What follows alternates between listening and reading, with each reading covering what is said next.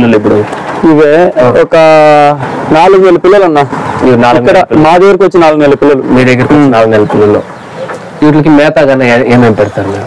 మేము బోటి, మొక్కజొన్న, ఓకే, ఇది చెక్కబూస, ఓకే, ఇది పారం కోసు, రేసమాకు, వేపాకు, ఓకే, అన్ని తింటాయి.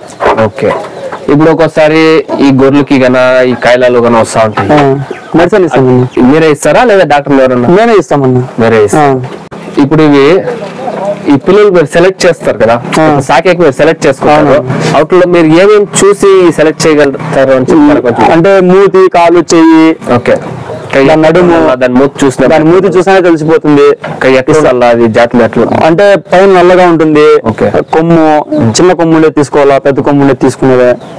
అది ఎందుకు పెద్ద కొమ్ము ఉంటే? అంటే అది ఇంప్రూవ్మెంట్ అయిపోయి ఉంటుంది. పెద్ద కొమ్ము ఉండేది అనేది, చిన్న కొమ్ము ఉండేది అనేది ఇంప్రూవ్మెంట్